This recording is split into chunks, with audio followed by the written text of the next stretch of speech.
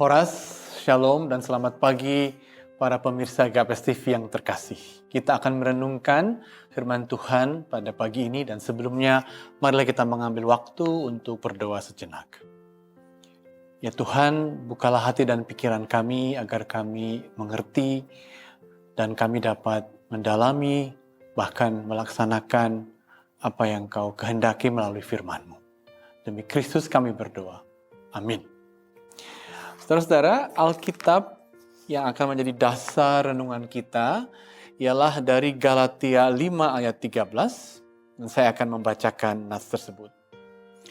Saudara-saudara, memang kamu telah dipanggil untuk merdeka, tetapi janganlah kamu mempergunakan kemerdekaan itu sebagai kesempatan untuk kehidupan dalam dosa, melainkan layanilah seorang akan yang lain oleh kasih. Saudara-saudara, nas ini mulai dengan pernyataan yang kuat sekali bahwa kamu, Anda dan saya dalam Kristus telah merdeka. Merdeka dari apa sebenarnya kita sebagai orang percaya? Oh jelas saudara-saudara, dalam bacaan Galatia sebelumnya, kita merdeka dari jenis agama yang memperhambakan. Kita merdeka dari agama yang menuntut banyak sekali perbuatan dan seolah-olah agama itu menjadi transaksi. Kamu berbuat begitu, nanti kamu dapat begini. Bukan begitu agama. Kita merdeka dari agama seperti itu, demikian kata Paulus. Dan sekarang dalam Kristus maka agama atau iman bebas. Bebas dari apa? Bebas dari beban, dihantui oleh kesalahan dan ganjaran dan upah. Dan kita bebas karena terutama ini yang paling penting saudara-saudara, bahwa sekarang dalam iman kepada Kristus kita menerima anugerah, yaitu kasih Allah. Jadi kita menjadi orang yang merdeka karena sekarang kasih Allah ada pada kita. Saudara-saudara yang terkasih, 500 tahun yang lalu, orang seperti Martin Luther telah juga menulis traktat yang menjadi pegangan gerakan reformasi, dan traktat itu berjudul The Liberty of Christian, kebebasan seorang Kristen. Dan Martin Luther juga mengulang sekali lagi, katanya kira-kira kebebasan Kristiani datang dari hati yang percaya kepada Kristus, dan karena kita percaya kepada Kristus, maka Dia mengasihi kita, dan karena Dia mengasihi kita, maka kita selanjutnya, dan di sini poinnya, kita selanjutnya dengan sukacita melayani.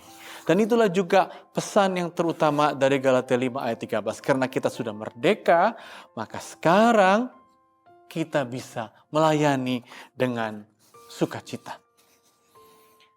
Saudara-saudara yang terkasih, ketika kita diminta melayani dengan sukacita, itu berarti apa? Itu berarti kita melayani dengan kasih.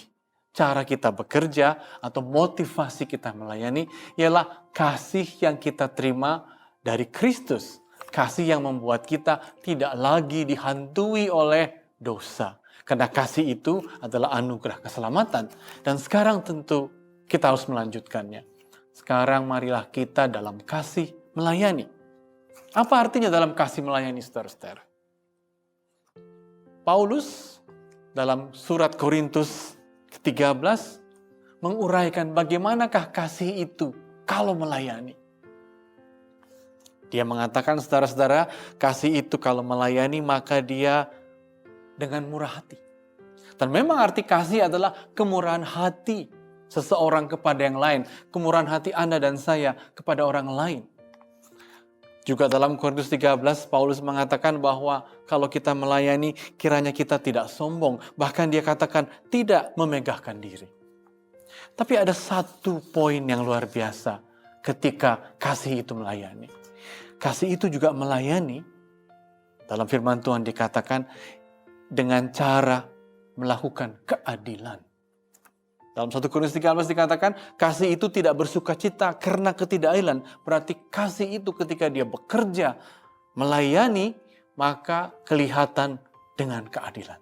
Dan kalau begitu saudara-saudara, dalam hidup kita di masyarakat hari-hari ini, berlakulah adil. Dan itu adalah cara kasih itu bekerja, dan cara kasih itu sampai dalam kehidupan kita sehari-hari. Amin, saudara-saudara. Marilah kita mengaminkan dengan berdoa bersama, menutup renungan pagi ini. Mari kita berdoa. Ya Tuhan, jadikanlah kami sebagai pelaku-pelaku kasih, karena kami telah Kau merdekakan, dan dengan kasih-Mu, kuatkanlah kami untuk dari hari ke hari, khususnya hari ini, bekerja sebaik-baiknya, dengan murah hati, tapi juga dengan adil. Amin.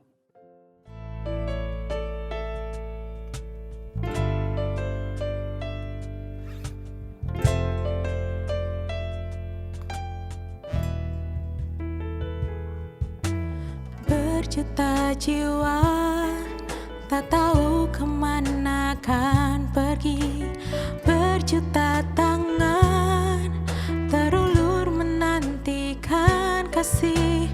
Oh Tuhan, jadikanlah hidupku alat kasih-Mu dan memuliakan-Mu seumur hidupku. Berjuta jiwa tak tahu kemana kan pergi, berjuta tangan terulur menantikan kasih. Oh Tuhan, jadikanlah hidupku alat kasih-Mu